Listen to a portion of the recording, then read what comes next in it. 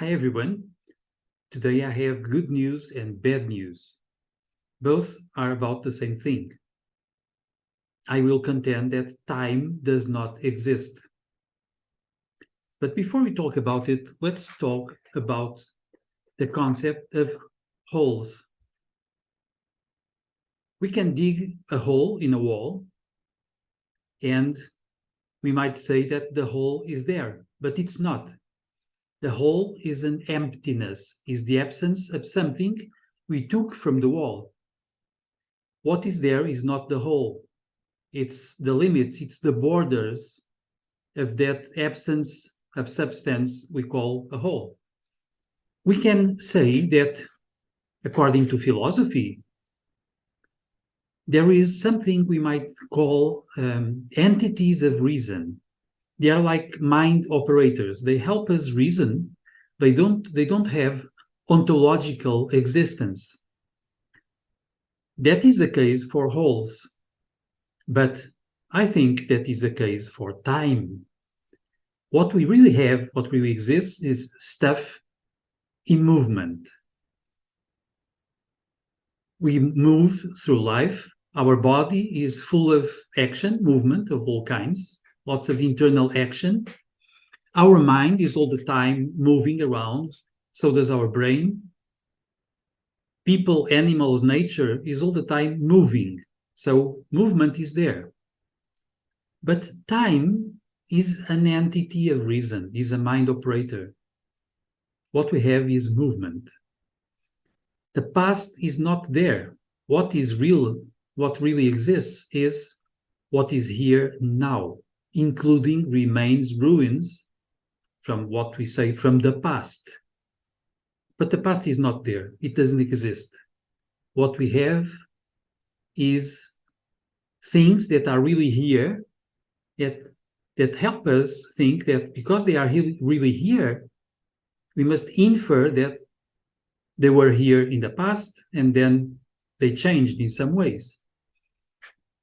I used to tell people that Julius Caesar is not there at the Roman Senate about to receive many blows from people angry against him, using daggers, of course. And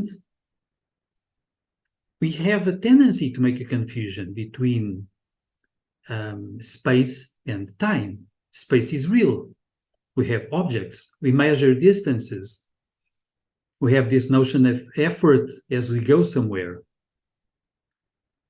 And we add to this the notion of time. So I spend time for going from my town to the next town.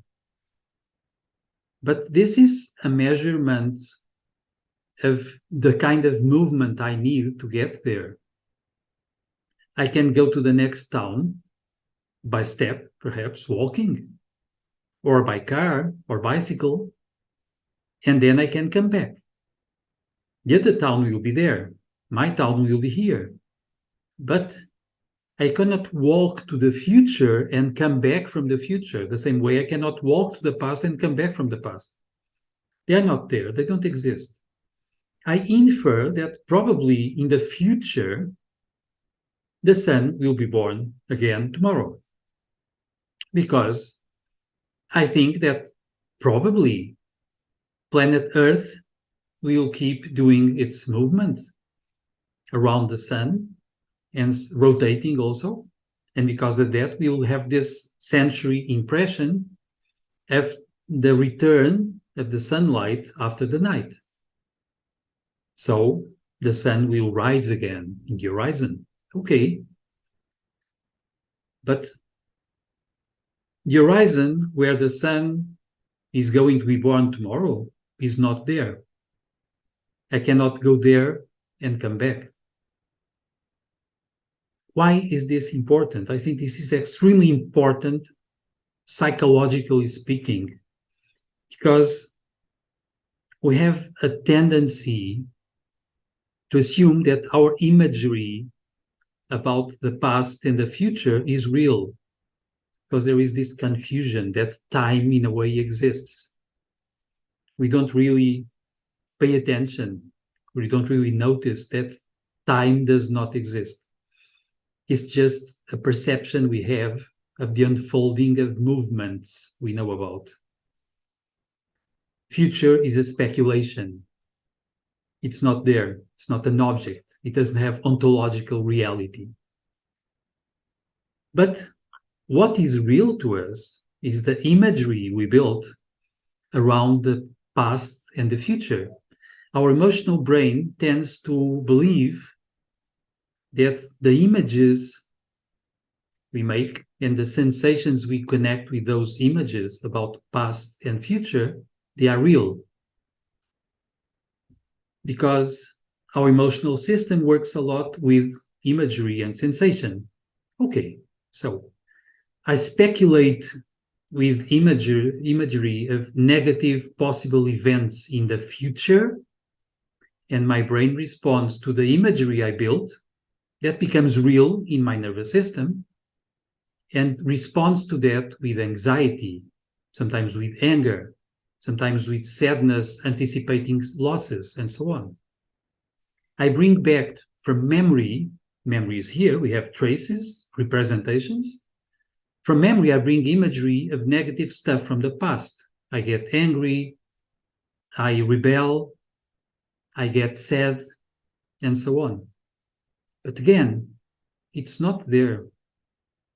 I'm reacting within my emotional nervous system to images and sensations that I am building or bringing back. Then they become present. So all there is now, present, moving, unfolding. I can speculate about where this will go with some accuracy, but it's not there. So let us really stay with the unfolding of things, with the ongoing movement of reality here and now, and understand that past and future are not there. The same way I cannot move around months and days or years. I cannot shrink them, dilate them. I cannot hold them. I cannot measure them in the same way I measure objects. They are just things that help me reason. So to me, this is really quite important for us to be happier and really be in full presence in the within the unfolding reality that moves now in the present. So this is the idea. And as usual, if you like this, comment, share, subscribe to the channel, and I'll be around.